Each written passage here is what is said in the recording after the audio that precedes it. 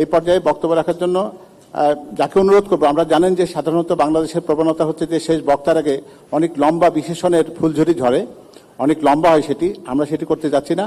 বক্তব্য রাখবেন জনাব তারেক রহমান। বিসমিল্লাহির রহমানির রহিম। আজকের এই অনুষ্ঠানে সম্মানিত সকল উপস্থিতিবৃন্দ, আসসালামু আলাইকুম।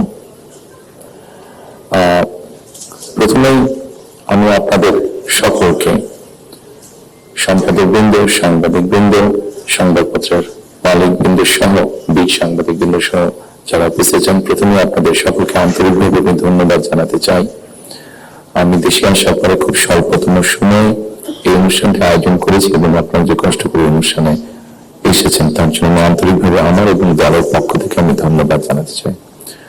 সম্মানিত উপস্থিতিবৃন্দ, যারা এখানে এই মঞ্চে একটু আগে বক্তব্য রেখেছেন, তাদের সব বক্তব্য থেকে খুব পরিষ্কারভাবে কয়েকটি জিনিস বোধহয় ফুটে উঠেছে, অর্থাৎ আগামী দিন, ফিউচার। এবং ফিউচারটাকে যদি আমরা 2-3 ভাগে ভাগ করি তাহলে একটি দেখতে পাচ্ছি, সেটি ব্যক্তি হিসাবেই হোক অথবা একজন সংবাদ কর্মী হিসাবেই হোক, আপনার স্বাধীনতা, আপনার নিরাপত্তা। আমি আরেকটি জিনিস মনে হয় আমার চোখে যেটা পড়েছে যারা বক্তব্য রেখেছেন, সেটি হচ্ছে যে গণতান্ত্রিক বা রাজনৈতিক যে অধিকারটি মানুষের, আপনার, আমার, আমাদের সকলের, সেটির ব্যাপারে একটা কনসার্ন সকলে এক্সপ্রেস করেছেন। এবং খুব সম্ভবত একজন বক্তাই এখানে একটি কথা বলেছেন, সেটি হচ্ছে যে আগামী দিন, ফিউচারটা কেমন হবে। আমি দেশে অনেকদিন থাকতে পারিনি, কি কারণে সে প্রসঙ্গে গেলাম না, আপনাদের কম বেশি ধারণা আছে। তবে সারাক্ষণই দেশের সাথে আমার যোগাযোগ ছিল। দেশের মানুষের সাথে কি হয়েছে, এখানে মাহমুদুর রহমান সাহেব বলেছেন একটি উদাহরণ দিয়ে, ওনার প্রতি পূর্ণ সম্মান রেখে আমি বলতে চাইছি, ওনার সাথে ওনার রক্তমাখা ছবি এখন আমার চোখের সামনে ভাসে। কাজেই ওনার সাথে কি হয়েছে আমি যেমন জানি, আমি গাজী সাহেবের সাথে কি হয়েছে, যেভাবে উনি মৃত্যুবরণ করেছেন জেলের মধ্যে, সেটা আমি জানি। এবং সবচেয়ে বড় বিষয় হচ্ছে আমার 60 লক্ষ নেতা কর্মী এবং তার থেকে আরেকটি হৃদয় বিদারক আমার জন্য হচ্ছে, সেটি হচ্ছে আমার মায়ের সাথে কি হয়েছে। কাজে এই ঘটনা যদি আমরা সকলে সবগুলোকে এক করি, তাহলে যারা দেশে ছিলেন আপনারা, তারা অবশ্যই আমার থেকে একটু বেটার ভালো জানবেন। তবে আমি একদম যে জানি না বোধহয় বিষয়টি তা নয়, আমার একটি ধারণা আছে। সম্মানিত উপস্থিতিবৃন্দ, যে কথাগুলো প্রায় সকলেই বলে গিয়েছেন, এই কথাগুলো যদি আমরা আলোচনা করাই যাবে অনেকক্ষণ ধরে। আপনারা আপনাদের মূল্যবান সময় ব্যয় করে এখানে এসেছেন। আমি এই কথাগুলোর মধ্যে থেকে একটু সরে এসে কিছু কথা বলতে চাই। আমাদের সমস্যা ছিল, আমাদের সমস্যা আছে, অবশ্যই আমরা 5ই আগস্টের আগে ফিরে যেতে চাই না। আমি আমার অবস্থান থেকে যদি চিন্তা করি, আমার এক পাশে 1981 সালের একটি জানাজা, একই সাথে আমার এক পাশে 2025 সালের 31 ডিসেম্বর একটি জানাজা, আর আমার আরেক পাশে 2024 সালের 5ই আগস্টের একটি ঘটনা। কাজে আমার মনে হয় এটি শুধু আমার একার জন্য নয়, যারা আমার দলের নেতা কর্মী সদস্য এবং সামগ্রিকভাবে পুরো দেশের মানুষের সামনে বোধহয় এই দুটো উদাহরণ বোধহয় সবচাইতে বাদ বিবেচনা করার জন্য সবচেয়ে ভালো উদাহরণ, যে আসলে 5ই আগস্টে ফিরে যাওয়ার কোন কারণ নেই আমাদের।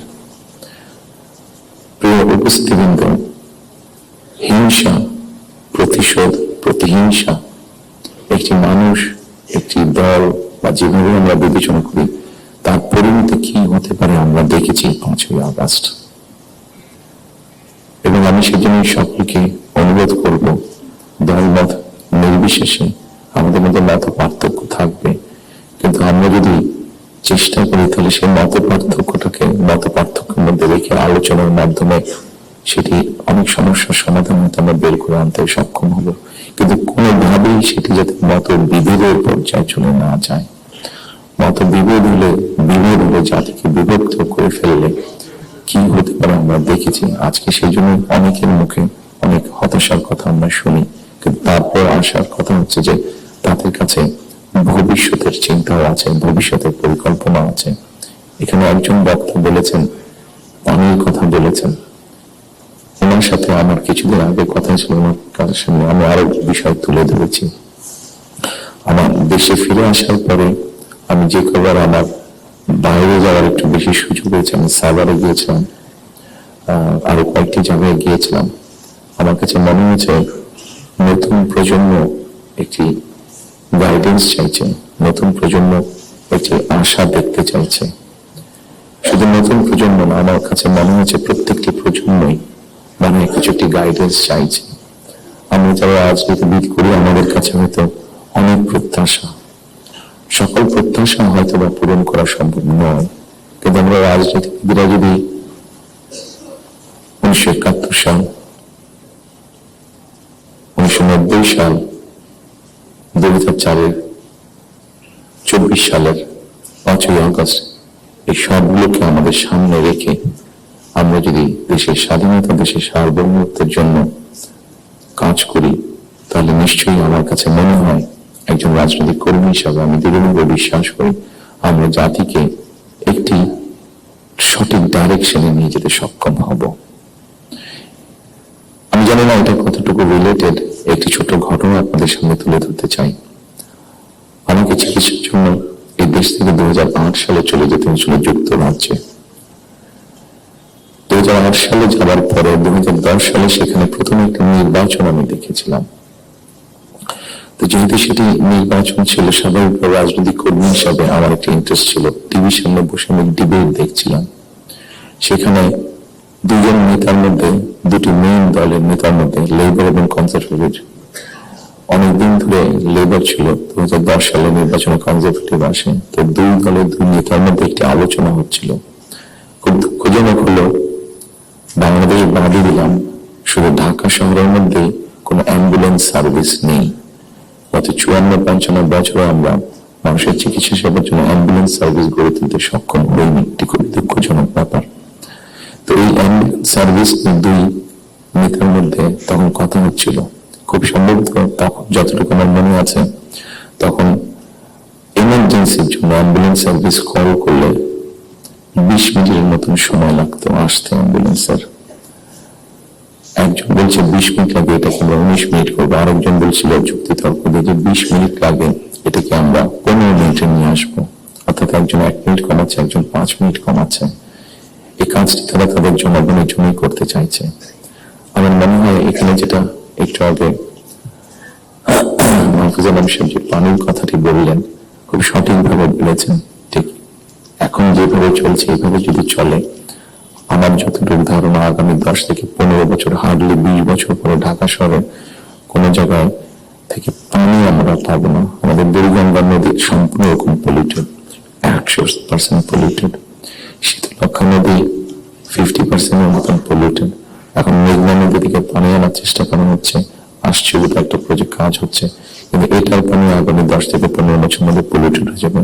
ঢাকা শহরে যে 3.5 কোটি মানুষের মতন মানুষ বাস করছে, এদের কেউ পানি পাবে না।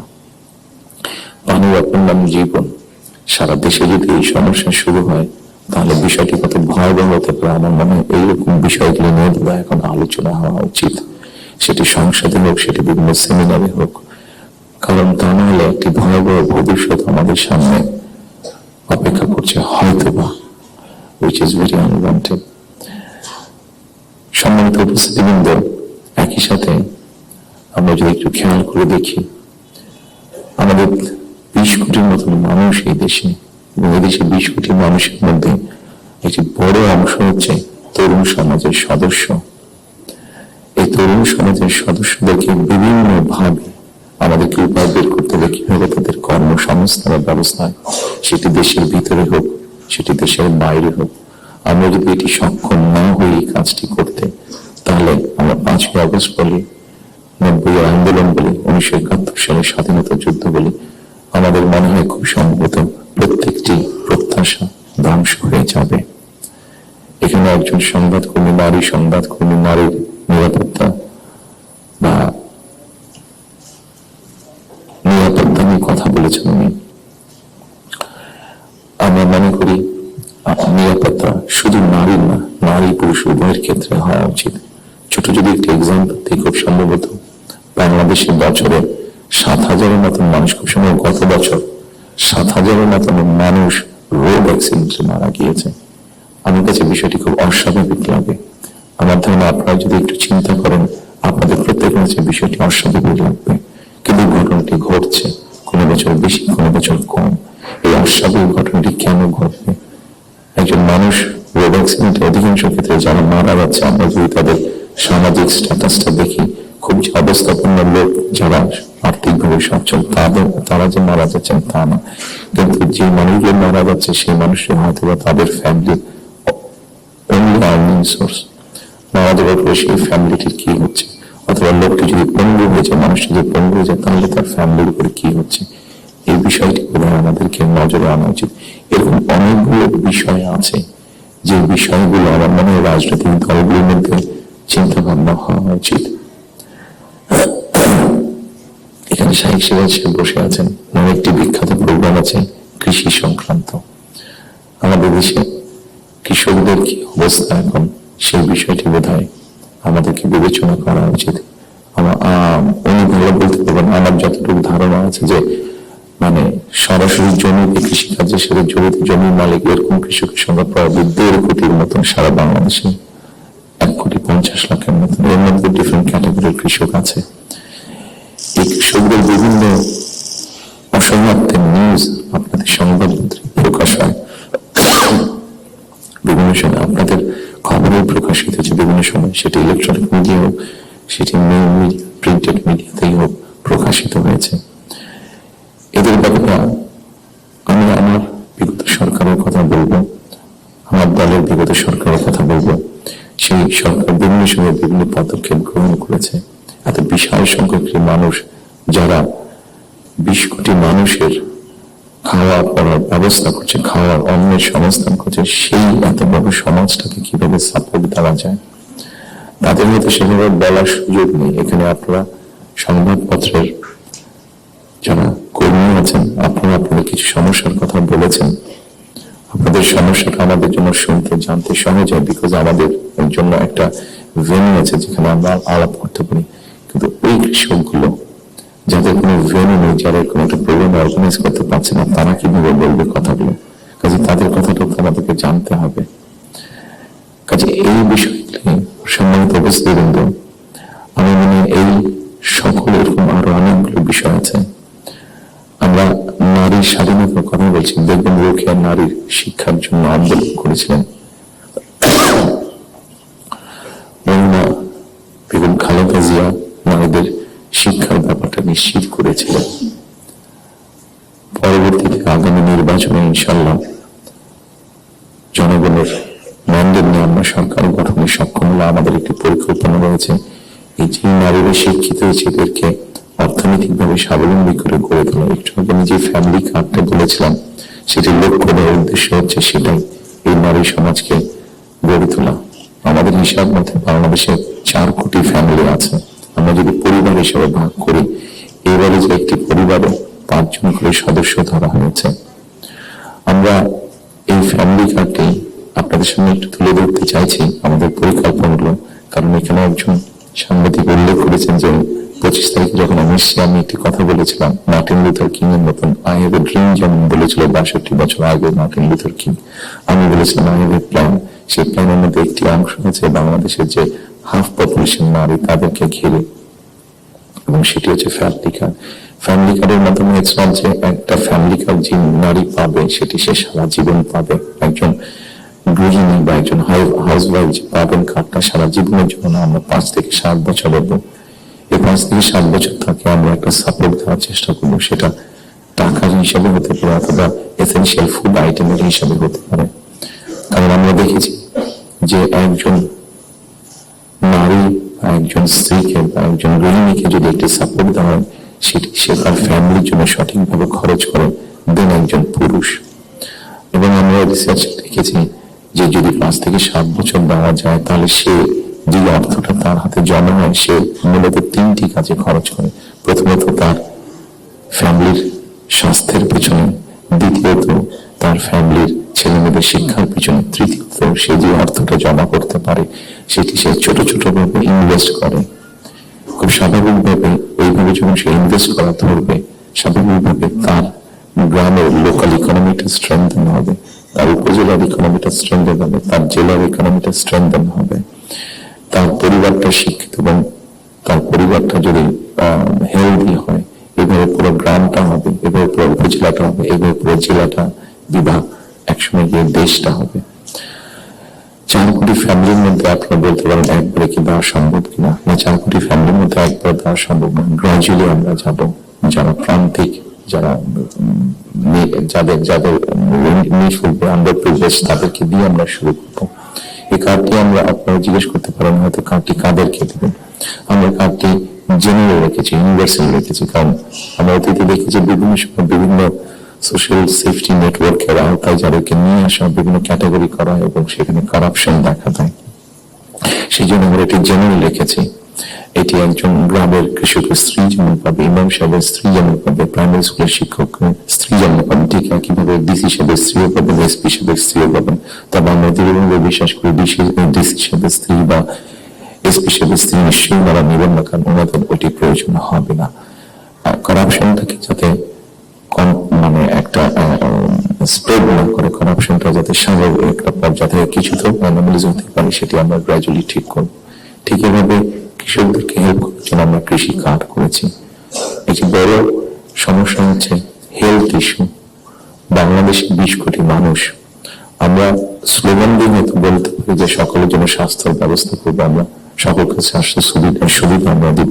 এখানে আপনারা অনেকেই আছেন যারা আপনারা ইউকেতে গিয়েছেন, যেহেতু আমি ইউকেতে অনেকদিন ছিলাম, সাধারণভাবে আমি তাদের বিষয়টি আমার নজরে বেশি পড়েছে। তাদের ওখানে বৈধভাবে যে কোনো মানুষ থাকে, তাকে তারা পূর্ণ হেলথ সার্ভিস দেয়, সেটা যে কোনো ধরনের, সেটা বাইপাস হোক, কার্ডিয়াক হোক, ক্যান্সার হোক, সব রকম চিকিৎসা তারা দেয়। এখন আমরা কিন্তু এখন দেখা যাচ্ছে যে এই কাজটা করতে গিয়ে ইউকের মতন দেশগুলো, ইউরোপের যে ডেভেলপ দেশগুলো আছে, তারা হিমশিম খাচ্ছে। তারা এখন যেটা চাচ্ছে সেটা হচ্ছে প্রিভেনশন। তারা হিসাব নিকাশ করেছে যে একজন মানুষ অসুস্থ হলে তাকে যদি হাসপাতালে নিয়ে আসা হয়, তাকে যদি ওষুধ দেওয়া, ডাক্তার, নার্স, হাসপাতাল, বেড সবকিছু, তাতে খরচ অনেক বেশি হয়। কিন্তু যদি প্রিভেনশন করা হয়, মানুষকে যদি সচেতন করা হয় যে এই খাবারগুলো খেও না, তাহলে তুমি কিডনি প্রবলেম হবে না, এই খাবারগুলো খেও না তাহলে তোমার হার্ট প্রবলেম হবে না, এই খাবারগুলো খেও না তাহলে তোমার ডায়াবেটিক হবে না। মানুষকে যদি সচেতন করা যায়, তাহলে দেখা গেছে তাতে রাষ্ট্রের খরচ অনেক কমে আসে, মানুষের সুস্থ থাকে। এবং এটার বেস করে, যেহেতু ইউরোপে এই কাজটা চলছে, এটাকে বেস করে আমরা হেলথ কেয়ারের অ্যাপয়েন্ট করতে চাই। এই হেলথ কেয়ারের অ্যাপয়েন্টের আরেকটি মূল লক্ষ্য উদ্দেশ্য হচ্ছে এরা যেরকম বেসিক ট্রেনিং পাওয়ার পরে গিয়ে মানুষকে সচেতন করবে, অ্যাট দ্য সেম টাইম সম্মানিত উপস্থিতি, কিন্তু আরেকটি বিষয় বোধহয় আমাদের নজরে খুব আনা প্রয়োজন। একটি বিষয় খুব ভয়াবহ পরিস্থিতি, মাহফুজ আলম সাহেব যেরকম পানির কথা বলেছেন, সেরকম আরেকটি ভয়াবহ পরিস্থিতি হচ্ছে যে আমাদের জনসংখ্যা যেভাবে বাড়ছে, আমরা যদি সৌদি আরব বা কুয়েতে সবগুলো তেল খনিও এখানে নিয়ে আসি, তাহলে হয়তো আমরা এই এত রিসোর্স দিয়ে আমরা এত মানুষকে সমস্যার সমাধান করতে পারবো না। সেই জন্য আমাদেরকে অবশ্যই পপুলেশন কন্ট্রোলে যেতে হবে, আমাদের দেশের জনসংখ্যাকে সীমাবদ্ধতার মধ্যে আনতে হবে। এবং সেই জন্য এই হেলথ কেয়ার যে নিয়োগ হবে, এই হেলথ কেয়ারের 80 থেকে 85% আমরা 1 লক্ষের মতন আমাদের টার্গেট নিয়োগ করা।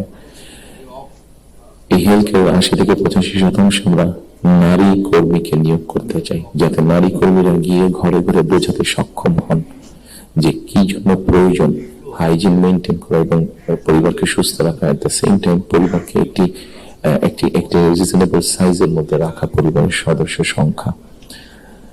ঠিক একইভাবে কৃষকের কথা আপনাদের সামনে বলেছি, যে বিষয়টি আমি আপনাদের সামনে একটু আগে উল্লেখ করেছিলাম সম্মানিত উপস্থিতিবৃন্দ, সেটি হচ্ছে যে বিরাট এক তরুণ সমাজের সদস্য আমাদের আছেন। এই তরুণ সমাজের সদস্যদেরকে, সেটি গ্রামে হোক সেটি শহরে হোক, বিভিন্ন জনের বিভিন্ন কোয়ালিফিকেশন বা শিক্ষা ব্যাকগ্রাউন্ড আছে, সেটার উপর বেস করে আমরা ভোকেশনাল টেকনোলজিক্যাল ইনস্টিটিউশনকে আমরা মডার্নাইজ করতে চাই। আমাদের ভোকেশনাল এবং টেকনোলজিক্যাল ইনস্টিটিউশন যেগুলো আছে সেগুলোর মধ্যে প্রায় 200-250 মতন সাবজেক্ট আছে যেগুলোর এত প্রয়োজন নেই আমাদের। আমরা এর মধ্যে কিছু কাজ করেছি, প্রাইমারি কাজ করেছি, যে নর্মালি যেসব দেশে আমাদের মানুষ যেতে পারবে বা পারে, যেমন তার একটা বড় অংশ হচ্ছে মিডল ইস্ট, সেখানে কি কি কাজের স্কোপ আছে আগামী 5 থেকে 10 বছর। এটি বড় মার্কেট হচ্ছে মানুষ যাবার জন্য, দেশ থেকে স্কিল শ্রমিক যাওয়ার মতন একটি বড় মার্কেট আস্তে আস্তে তৈরি হচ্ছে জাপানে, আস্তে আস্তে তৈরি হচ্ছে ইউরোপে, ইভেন চায়নাতেও তৈরি হচ্ছে। আমরা মোটামুটি ভাবে একটি অ্যানালাইসিস করে দেখেছি কি কি ধরনের মানুষ এখানে যেতে পারে, সেটার উপর বেস করে আমরা আমাদের ভোকেশনাল ইনস্টিটিউটগুলোকে আমরা সেভাবে মডার্নাইজ করতে চাইছি। আপনারা নিশ্চয়ই খেয়াল করেছেন, যেহেতু আপনারা সংবাদ কর্মী, আপনারা নিশ্চয়ই খেয়াল করেছেন গত কয়েকদিনে আমার সাথে বেশ কিছু বিদেশি ডিপ্লোমেট দেখা করেছেন। ওনাদের মধ্যে যে সকল দেশগুলো এই ভোকেশনাল এবং টেকনিক্যাল ইনস্টিটিউশনে ওনারা অনেক ডেভেলপ, তাদেরকে আমরা বলেছি যে আপনাদেরকে এই সাহায্যগুলো সহযোগিতা করতে হবে। ওনারা খুশি মনে আমাদেরকে বলেছেন যে ওনারা এই ব্যাপারে সহযোগিতা করবেন। আমরা যদি আমাদের ছেলেদেরকে, এই মুহূর্তে আর্থিক 10 লক্ষ মানুষ প্রতি বছর বিদেশে যাচ্ছে, তার মধ্যে প্রায় 6.5-7 লক্ষ মানুষ মধ্যপ্রাচ্যে যাচ্ছে, কিন্তু আপনারা যদি খেয়াল করে দেখেন যে তারা যে যাচ্ছেন মধ্যপ্রাচ্যে, তারা কিন্তু আনস্কিল্ড হিসেবে যাচ্ছেন। তাদেরকে যদি আমরা কিছুটা ভাষা শিখিয়ে দিতে পারি এবং সেখানে যেই কাজগুলোতে তারা যাচ্ছেন সেগুলোর ব্যাপারে মিনিমাম ট্রেনিং দিয়ে দিতে পারি, তাহলে কিন্তু গিয়ে তারা ওখানে বেটার করতে সক্ষম হবেন। ঠিক এইভাবে যদি আমরা রিসার্চ করে যদি মার্কেটগুলোকে বের করতে পারি, তাহলে দেশের বাইরে আমরা বহু সংখ্যক, এখন যে 8 থেকে 10 লাখ বা 1 মিলিয়ন মানুষ বিদেশে যাচ্ছে, এটাকে খুব সহজে 2 থেকে 3 বছর মধ্যে পসিবলি 1.5 to 2 মিলিয়ন করা যাবে। 15 থেকে 20 লক্ষ মানুষ করা যাবে। এবং 15 থেকে 20 লক্ষ মানুষ শুধু যাচ্ছেন না, তাদেরকে যদি ট্রেনিং এবং ল্যাঙ্গুয়েজ দিয়ে আমরা পাঠাতে পারি, তাহলে ভ্যালু অ্যাড হবে।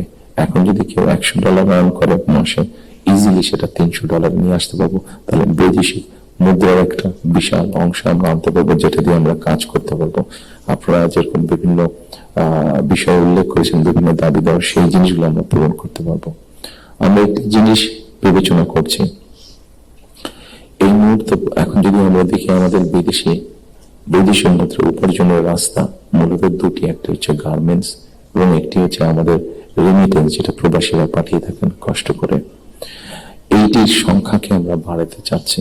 আমরা একটি চিন্তা ভাবনা করেছি, এর মধ্যে নিজেদের মধ্যে আমরা আলাপ করেছি যে যে কোনো উদ্যোক্তা যদি একটি ইন্ডাস্ট্রি বা ফ্যাক্টরি সেট করেন, যেটির শতকরা 100 ভাগ পণ্য বিদেশে রফতানি হবে।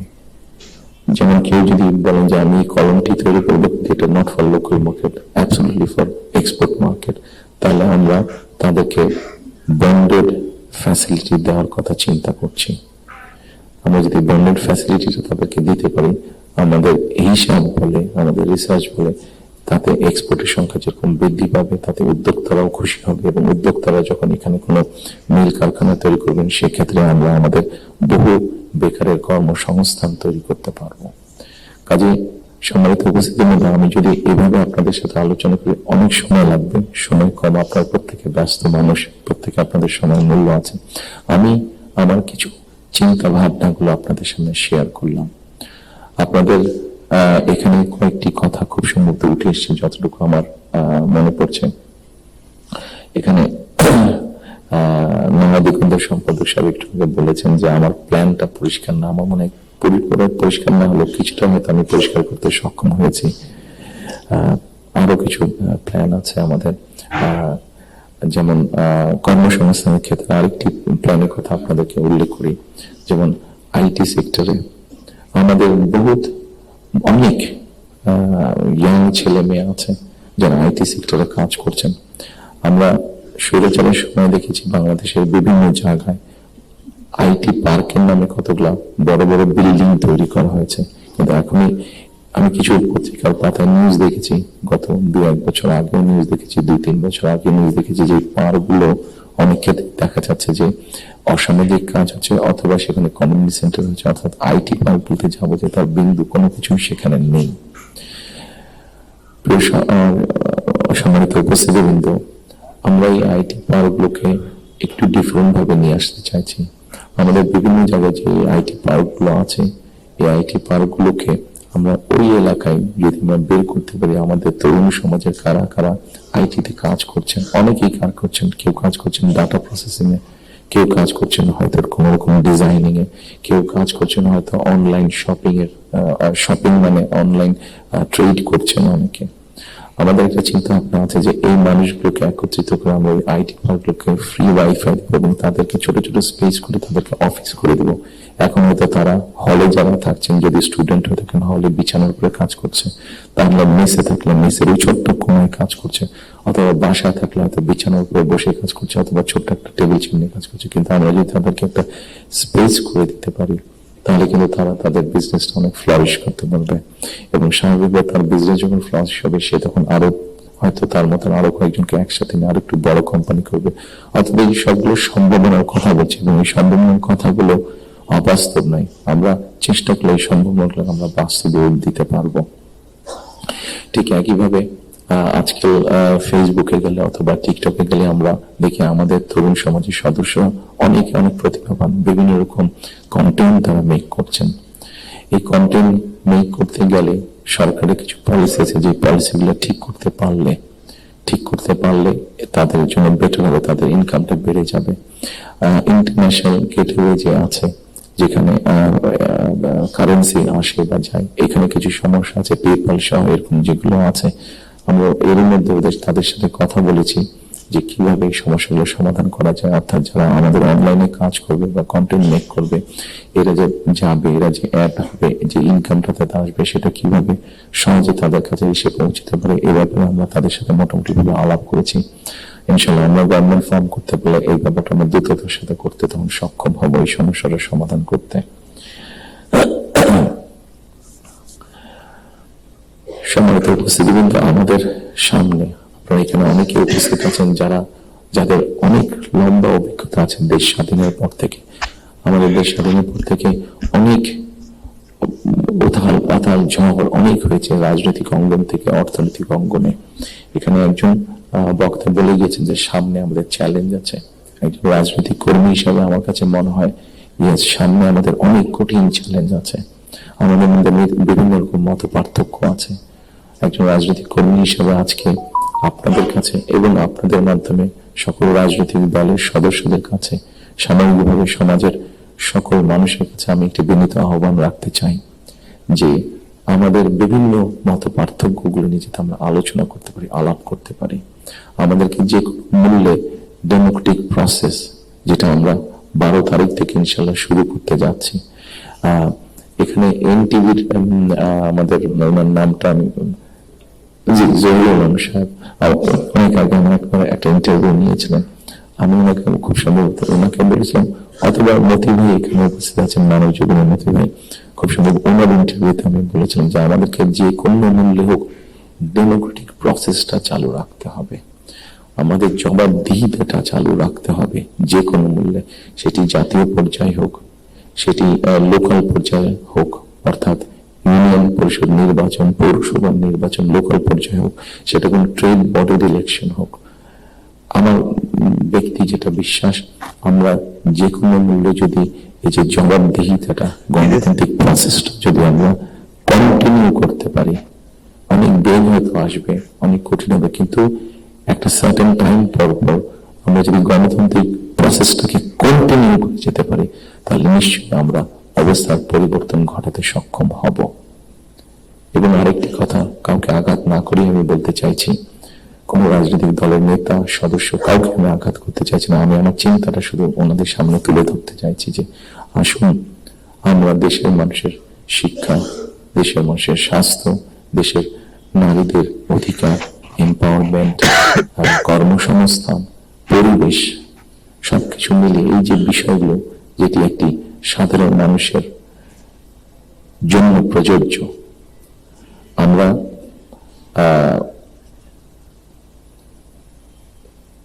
অনেকদিন ধরে আমরা শব্দটা কি রিফর্ম, শব্দটা মনে করতে পারি সংস্কার, রিফর্ম যে যে বিষয়গুলো নিয়ে আমরা আলোচনা করেছি, আপনি যদি একটু খেয়াল করে দেখেন, এই রিফর্মের মধ্যে আমার কাছে মনে হয়েছে যে 3টি পার্ট আছে। একটি হচ্ছে সাংবিধানিক পার্ট, একটি হচ্ছে আইনগত পার্ট, এবং আরেকটি হচ্ছে মানুষের প্রতিদিনের জীবনযাত্রা, নিরাপত্তা, তাদের সিকিউরিটি, সবকিছু নিয়ে একটি পার্ট আছে। আমরা সাংবিধানিক বিষয় নিয়ে আলোচনা করেছি, আইনগত বিষয় নিয়ে আলোচনা করেছি। আমার মনে হয় মানুষের প্রতিদিনকার প্রত্যেকটি মানুষ, সকল সমাজের প্রত্যেকটি শ্রেণী পেশার মানুষ, তাদের প্রতিদিনকার যে চাওয়া পাওয়াগুলা, প্রয়োজনগুলো, সেটা নিয়ে বোধহয় আমরা আলাপ আলোচনা একটু কম করেছি। আমার কাছে মনে হয় সেই বিষয়গুলি নিয়ে বোধহয় আলোচনা করা উচিত। সেই বিষয়গুলি নিয়ে বোধহয় প্রত্যেকটি রাজনৈতিক দলের আলোচনা করা উচিত। আমরা শুধু রাজনৈতিক বিষয় নিয়ে সেমিনার করছি, সিম্পোজিয়াম করছি, আলোচনা করছি, তর্ক বিতর্ক করছি, অবশ্যই ওগুলো প্রয়োজন আছে, কিন্তু এট দ্য সেম টাইম আমরা যদি মানুষের প্রতিদিনকার তার চিকিৎসা ব্যবস্থা কি হবে, তার কর্মসংস্থান কি হবে, তার পরিবারের সন্তানদের শিক্ষা ব্যবস্থা কি হবে, তার রাস্তায় বের হলে নিরাপদে সে ফিরে আসতে পারবে কিনা, এইরকম বিষয় যেগুলো আছে, এই বিষয়গুলো নিয়ে বোধহয় আমাদের আলোচনা আরো একটু বেশি হওয়া উচিত। এই বিষয়গুলো নিয়ে বোধহয় আমাদের প্ল্যান প্রোগ্রাম আরো একটু বেশি হওয়া উচিত।